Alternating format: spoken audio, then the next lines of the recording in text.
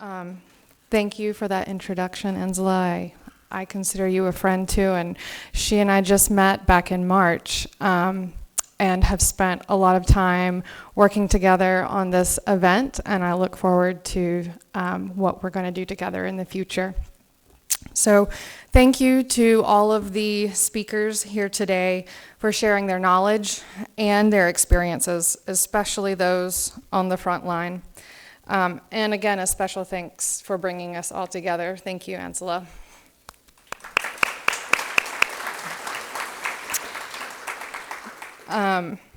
So we have an incredible international community here in Asheville, both the people and the organizations. There, you have in your programs a list of the organizations. So I'm not going to read them all out or the descriptions. And I thank you for bearing with us a little over on time this evening. But you'll notice that for our nonprofits, especially those supporting the Ukraine directly, there's the newly formed Alliance of U.S. Ukraine City Partnerships, the WWJD supporting the war refugees in the Ukraine, medical supplies and evacuations of civilians from Razum, which is the word I'm told for together, so Together for Ukraine. In addition, there's educational scholarships through Samaritan's Purse and Montreat College. And is Zlata still here? Oh, there she is over here. A big thanks to her as well for working with us to get this event put on tonight. She has stepped up as the coordinator for the Alliance of U.S. Ukraine City Partnerships and is actually here on scholarship from the Ukraine at Montreat College. In addition, there's refugee resettlement with Mr. Vasily Dreka, who has been working to help place 46 Ukrainian families in this area, and Hearts with Hands working on disaster relief. So Zlata has included their URLs for their websites that you may visit and check out the organizations and ways to help directly. In addition, let's see. So there are a list of other nonprofits on the back of your programs, and I encourage you, we have extras. Pick them up before you leave tonight and take them with you and share them with friends, neighbors, family, anyone who might be interested to check out these organizations and find more information.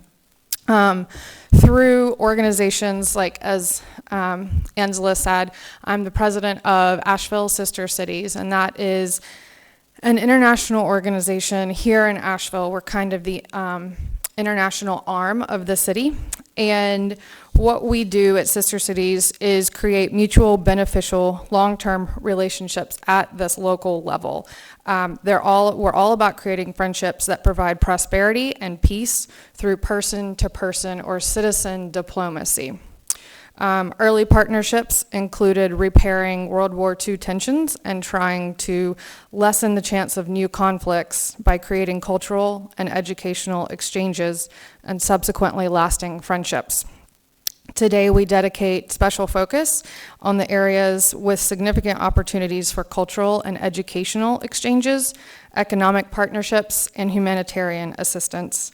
Our purpose is to allow individual citizens to exchange ideas, gain perspective, and increase their understanding of global issues. Our goal is to build personal bridges to a world of peace. Every person can have an impact when we work together. In fact, it's so important working together and supporting one another, and instead of competing for volunteers, really kind of building partnerships with other organizations in our community. And tonight is a perfect manifestation of this. We are joined by UNC Asheville, who has been so incredible to work with. Not only have they donated their space, but they have been a wonderful partner to Asheville Sister Cities and many other organizations in this community. The ways are endless, but Allison Weems is in the back here, and she can tell you a little bit more about UNCA's partnership with our French sister city from February of 2020, right before the world fell apart. And then the World Affairs Council of America, if you're not familiar with it, they also are working with sister cities and UNCA and OLLI, the OSHA Lifelong Learning Institute, and they work to bring speakers and speaker events like this to our community. So please check them out as well. Leaf Global Arts, connecting cultures and creating community through music, art, and education.